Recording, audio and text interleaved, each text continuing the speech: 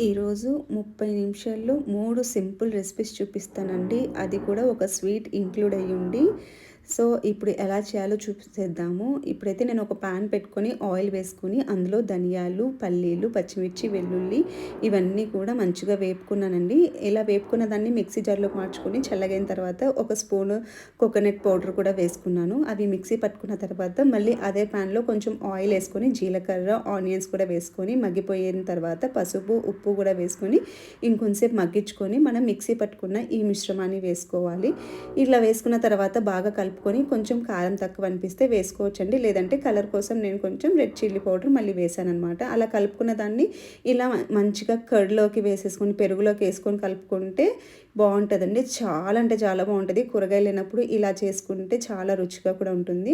అదొక రెసిపీ అండి. ఇప్పుడు ఇంకొకటి మిరియాలన్నము. దీంట్లోకి నేను ఇందాక చూపించినట్లు మిరియాలు, జీలకర్ర వేసి దంచుకోవాలి.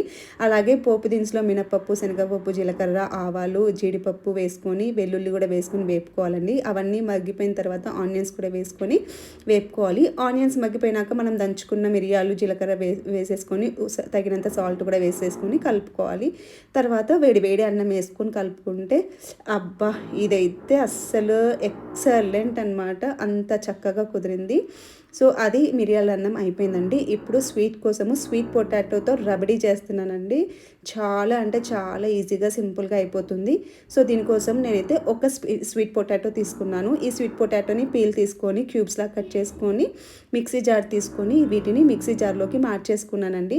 అలాగే నేను ఒక 20 మినిట్స్ ముందే జీడిపప్పుని నానబెట్టుకున్నాను. ఒక 20 పీసుల వరకు నానబెట్టుకున్నానండి. దాంట్లో కొన్ని నీళ్ళు వేసేసుకొని మిక్సీ పట్టుకున్నాను. మిక్సీ పట్టుకున్న మిశ్రమాన్ని ఇప్పుడు ప్యాన్‌లోకి వేసేసుకొని మళ్ళీ కొంచెం ఒక హాఫ్ కప్ వరకు వాటర్ వేసుకొని కలిపెట్టుకుంటున్నానండి. ఇలా కొంచెం థిక్ కన్సిస్టెన్సీ వచ్చినప్పుడు నేను కొన్ని ఆహ్, ఈ కుంకుమ పువ్వు ఉంటుంది కదా! కుంకుమ పువ్వులో కొన్ని వాటర్ ఏసేసి వేడి వాటర్ ఏసేసి నానబెట్టుకున్నానండి.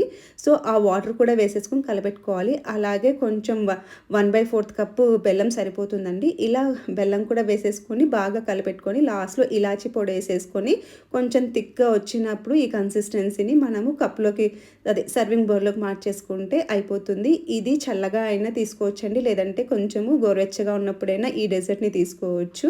చాలా బావుంటుంది. మేమైతే చేసిన తర్వాత కొంచెం వామ్‌గా ఉన్నప్పుడే తీసుకున్నాము. చాలా అంటే చాలా బావుంది.